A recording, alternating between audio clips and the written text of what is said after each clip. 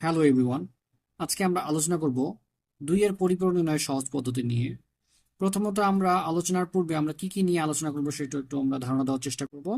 প্রথমত আমরা দুইয়ের পরিপূরক নির্ণয়ের কারণটা কি, দ্বিতীয়ত হচ্ছে দুইয়ের পরিপূরক নির্ণয়ের রুলস সম্পর্কে আলোচনা করব, তৃতীয়ত হচ্ছে দুইয়ের পরিপূরক নির্ণয়ের রুলের উপর বেস করে উদাহরণ দুইটা আলোচনা করব।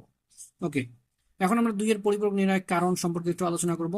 আমরা জানি যে কম্পিউটার প্লাস কম্পিউটার প্লাস যে কোনো সংখ্যাকে আমরা যদি দেই, কম্পিউটার সেটাকে বাইনারিতে রূপান্তর করবে এবং বলবে, চিন্তা করবে যে 17 এর সামনে কি আছে, প্লাস চিহ্ন আছে, সেটা কম্পিউটার অটোমেটিক বুঝবে।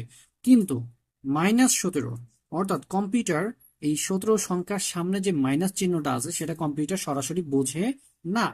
এই জন্য কম্পিউটারকে সরাসরি যেহেতু বোঝে না, সেক্ষেত্রে আমরা কম্পিউটারকে মাইনাস চিহ্ন যে 17 সামনে আছে, এই চিহ্ন ঋণাত্মক চিহ্ন, এটা বোঝানোর জন্য আমরা কয়েকটা পদ্ধতি অ্যাপ্লাই করতাম। পূর্ববর্তীতে আমরা প্রকৃত মান গঠন নামে একটা টেকনিক অ্যাপ্লাই করতাম কম্পিউটারকে, এই কম্পিউটার কোনো কোনো একটা সংখ্যার সামনে মাইনাস চিহ্ন আছে কিনা সেটা বোঝানোর জন্য।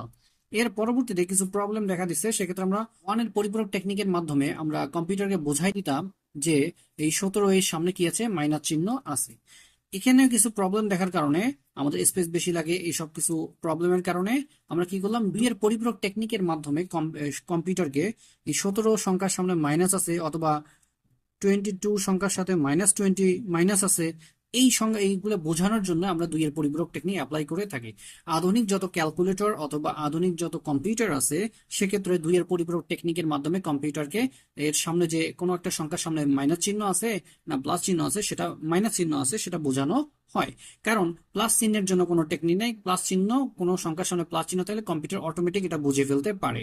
কিন্তু এই মাইনাস চিহ্ন, কোনো সংখ্যার সাথে মাইনাস চিহ্ন আছে, কম্পিউটার না বোঝার কারণে এই তিনটা টেকনিকের মধ্যে আমরা তিনটা, এই প্রথমত প্রকৃত মান গঠন, তারপর হচ্ছে ওয়ানের পরিপূরক গঠন, এবং হচ্ছে এখন বর্তমানে আমরা দুইয়ের পরিপূরক টেকনিক অ্যাপ্লাই করে থাকি। এখন আমরা ওয়ানের পরিপূরক বা প্রকৃত মান গঠন অ্যাপ্লাই করি না, এখন আমরা শুধুমাত্র অ্যাপ্লাই করে কাজ কম্পিউটার তৈরি করা হচ্ছে দুইয়ের পরিপূরক টেকনিকের মাধ্যমে। আমরা কম্পিউটারকে বোঝাই দেই যে এই সংখ্যার সামনে কি আছে, মাইনাস চিহ্ন আছে। সো আমরা এই দুইয়ের পরিপূরক, যেহেতু আমাদের দুইয়ের পরিপূরক নির্ণয় করতে হবে শুধু মাইনাস নির্ণয়ের জন্য, সেই ক্ষেত্রে আমরা কি করব, এই দুইয়ের পরিপূরক টেকনিক অ্যাপ্লাই করব। ওকে, এখন আমরা দুইয়ের পরিপূরকের রুলস নিয়ে আলোচনা করব। দুইয়ের পরিপূরক রুলস হচ্ছে, দুইয়ের পরিপূরক নির্ণয়ের রুল হলো, যে সংখ্যার দুইয়ের পরিপূরক নির্ণয় করতে হবে সেই সংখ্যা কি হতে ধরলাম, +x সংখ্যার দুইয়ের পরিপূরক নির্ণয় করতে হবে। সেটা হচ্ছে, সে তখন দুইয়ের পরিপূরক করার পর যে রেজাল্ট হবে সেটা হলো -x। সেটাকে আমরা এইভাবে বলতে পারি, -+x, এভাবে বলতে পারি। ওকে, এই দুইয়ের পরিপূরক তৈরি করার ক্ষেত্রে, অর্থাৎ এই এক্স সংখ্যার সামনে যে মাইনাস আছে এটা কম্পিউটার বোঝানোর ক্ষেত্রে, আমরা রুল নাম্বার 1, প্রথমে এই যে প্লাস এক্স সংখ্যাটাকে 8 বিট বাইনারিতে রূপান্তর করব ক্যালকুলেটরের মাধ্যমে। নাম্বার 2, রুল 2 হচ্ছে 8 বিট বাইনারির যে মানটা পাবো তার ওয়ানের পরিপূরক করতে হবে। ওয়ানের পরিপূরক মানে হচ্ছে যে আমরা যেটা থাকবে, অর্থাৎ 0 থাকলে 1 হয়ে যাবে আর 1 থাকলে 0 হয়ে যাবে, এটা হলো পূরক। প্রত্যেকটার ক্ষেত্রে আমরা কি পূরক ইউজ করবো, অর্থাৎ 0 যেটা থাকবে সেটার অপোজিট মান আমরা বসাবো। ওকে, রুল নাম্বার 3, ওয়ানের পরিপূরককৃত মানের সাথে, ওয়ানের পরিপূরককৃত যে মানটা আছে তার সাথে কি করতে হবে, 1, অর্থাৎ বাইনারি 1, অর্থাৎ এই 1টা হচ্ছে বাইনারি 1 যোগ করতে হবে। এই বাইনারি 1 যোগ করব, যোগ করার পর যে যোগ ফলকৃত যে রেজাল্টটা থাকবে সেটা হচ্ছে -x। উদাহরণ নাম্বার 1, ধরি রুলস মোতাবেক, ধরি +17 এর দুইয়ের পরিপূরক হচ্ছে -17, অর্থাৎ -+17 নির্ণয় করতে হবে। রুল নাম্বার 1 মোতাবেক +17 এর 8 বিট বাইনারি হচ্ছে 1000 1000, অর্থাৎ 1 2 3 4 5 6 7 8টা। এই 8 নাম্বার বিটকে বলা হয়, যে কোনো 8 বিট রেজিস্টরে 8 নাম্বার বিটকে বলা হয় চিহ্ন বিট, অর্থাৎ সাইন বিট। এই সাইন বিট বলতে বোঝায়, অর্থাৎ 8 নাম্বার, এখানে আমরা নোট আকারে লিখছি, 8 বিট বাইনারি অষ্টম বিটকে চিহ্ন বিট বলা হয়। এই যদি 8 বিট বাইনারি যে অষ্টম বিটটা যদি 0 হয়, তাহলে সেটা হবে, বলবো যে ওই সংখ্যা, যে সংখ্যাটা থাকবে বাকি 7 বিটের উপর বেস করে যে ডেসিমেল সংখ্যাটা থাকবে তার সামনে কি আছে, প্লাস চিহ্ন আছে। এই 8 বিট সংখ্যা, 8 বিট সংখ্যার অষ্টম বিট যদি 1 হয়, তাহলে শুনবো 7 বিটের উপর বেস করে যে সংখ্যাটা আছে তার সামনে কি আছে, মাইনাস চিহ্ন আছে। আমরা এটা চেক করব। যেহেতু আমরা +17 এর বাইনারি দেখতেছি, সেক্ষেত্রে অবশ্যই বুঝতে পারবো, যেহেতু 0 আছে তাহলে অবশ্যই প্লাস, এখানে টোটাল মানটা হলো 17, এর সামনে যেহেতু 0 আছে অষ্টম বিট, বুঝলাম যে +17। ওকে, ওকে, রুল নাম্বার 2, এই রুল নাম্বার 1 থেকে যে আমরা 8 বিট বাইনারি সংখ্যা পেয়েছি সেই সংখ্যার 1 এর পরিপূরক করতে হবে। 1 এর পরিপূরক মানে হচ্ছে 1 থাকলে 0 হয়ে যাবে, 0 থাকলে 1 হয়ে যাবে, 0 থাকলে 1 হয়ে যাবে, 0 থাকলে 1 হয়ে যাবে। তারপরে হচ্ছে 1 থাকলে 0 হয়ে গেছে, তারপরে হচ্ছে 0 থাকলে 1 হয়ে গেছে, 0 থাকলে 1 হয়ে গেছে, 0 থাকলে 1 হয়ে গেছে। অর্থাৎ এই একটা 1 0 তিনটা 0 তিনটা 1, একটা 1 0 তিনটা 0 তিনটা 1, এইটার 2 এর 1 এর পরিপূরক আমরা অ্যাপ্লাই করে এটা পেয়ে গেলাম।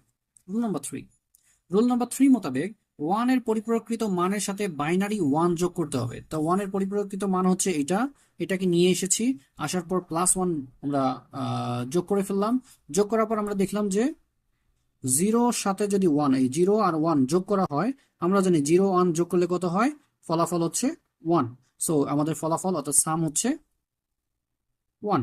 তারপরে দেখলাম যে আমার কোনো ক্যারি নাই, যেহেতু ক্যারি নাই বা হাতে কোনো কিছু নাই, সেক্ষেত্রে যে সংখ্যা থাকবে, বামের যত সংখ্যা থাকবে সবগুলা আমার রেজাল্ট 1 1 1 1 1 1 0 0 1 1 1 1 1 1। তাহলে এই সংখ্যাটা হচ্ছে আমাদের -17, অর্থাৎ এটা হচ্ছে 17 এর 2 এর পরিপূরক হলো -17। এই অষ্টম বিটটা আমরা অষ্টম বিট দেখলাম, অষ্টম বিট যদি নেগেটিভ থাকে মান আসে, অবশ্যই অবশ্যই অষ্টম বিটটা কি হবে, 1 হবে। এই অষ্টম বিট 1 কে বলা হয় চিহ্ন বিট। চিহ্ন বিট 1 যেহেতু হয়েছে, সুতরাং এর সামনে মাইনাস চিহ্ন, 17 এর সামনে মাইনাস চিহ্ন আছেই। ওকে, এখন আমরা আরেকটা উদাহরণ নিয়ে আলোচনা করব একই ধরনের, সেম রুল মোতাবেক। ধরি x এর জায়গায় +22, তাহলে +22 এর 2 এর পরিপূরক -22, অর্থাৎ +22 নির্ণয় করতে হবে। তাহলে রুল নাম্বার 1, +22 এর 8 বিট বাইনারি হচ্ছে 0 1 1 0 1 0 0 0। ওকে, তারপর রুল নাম্বার 2, এই 8 বিট যে বাইনারি, সেই বাইনারি এর 1 এর পরিপূরক করতে হবে। 1 এর পরিপূরক আমরা জানি যেটা থাকবে সেটা উল্টে যাবে, অর্থাৎ 0 থাকলে 1, 1 থাকলে 0, 1 থাকলে 0, তারপরে 0 থাকলে 1, তারপরে হচ্ছে 1 থাকলে 0, তারপরে 0 থাকলে 1, 0 থাকলে 1, 0 থাকলে 1, অর্থাৎ যে সংখ্যাটা থাকবে তার উল্টাই যাবে। তাহলে আমরা 1 এর পরিপূরক নির্ণয় করতে পারবো। এবং রুল নাম্বার 3, রুল নাম্বার 3 মোতাবেক যে 1 এর পরিপূরককৃত মানের সাথে বাইনারি 1 যোগ করবো। তাহলে 1 এর পরিপূরককৃত মান হচ্ছে এটা 1 0 0 1 0 1 1 1, এটা আমরা নিয়ে এসেছি 1 0 0 1 0 1 1 1। এর সাথে কি করবো, বাইনারি 1 যোগ করবো। যোগ করার পর দেখলাম যে 1 1, এটা হলো 1 1 হলো এটা ডেসিমেল 1 1। আমরা ডেসিমেল স্টাইলে বাইনারি যোগের আমরা একটা সহজ পদ্ধতি একটা আমরা অলরেডি টিউটোরিয়াল আপলোড করেছি। ওইটা দেখার পর যদি আপনারা এই যোগ করেন, তাহলে আপনাদের যোগ নিয়ে কোনো সমস্যা হবে না। এখন আমরা দেখলাম যে 1 1, আমরা জানি বাইনারি 1 এবং ডেসিমেল মান 1 সেম, এবং বাইনারি 0 এবং ডেসিমেল 0 সেম। সো আমরা ডেসিমেল স্টাইলে যোগ করে বাইনারিতে রিপ্রেজেন্ট করে সাম এবং কেডি দেখব। প্রথমে হলো ডেসিমেল স্টাইলে আমি যোগ করি 1 1 যোগ করলে হয় 2, 2 এর আমরা যদি আমরা ক্যালকুলেটর বাইনারি চেক করি ডেসিমেলের, তাহলে এটা হলো বাইনারি মান আমাদের। এই বাইনারিতে যদি কনভার্ট করি, তাহলে প্রথম যে মানটা থাকবে এটা হচ্ছে সাম, অর্থাৎ হলো বামে যে মানটা থাকবে সেটা হলো কেডি। সো এই সামটাই হচ্ছে আমার রেজাল্ট 0, আর হলো ক্যারি হচ্ছে হাতে 1, এটা মাথায় রাখতে হবে। এই হাতে 1, যে এই হাতে 1 হলো 1, এই 1 এই 0-র সাথে কি হয়েছে, যোগ হয়েছে, যোগ করলে কি হবে, 1 হবে, সেই 1 হলো আমাদের ফলাফল সাম। কিন্তু যেহেতু আমাদের এখানে ক্যারি নাই, সুতরাং আমাদের যে বাকি যা থাকবে সব রেজাল্ট 0 0 1 1 0 1 1 1। সো এটাই হচ্ছে, এই রেজাল্টটাই হচ্ছে আমাদের, বাইনারি মানটাই হচ্ছে আমাদের -22। এটাই হচ্ছে কি এই 8 নাম্বার বিটকে বলা হয়, এই অষ্টম বিটটাই হচ্ছে মূলত চিহ্ন বিট।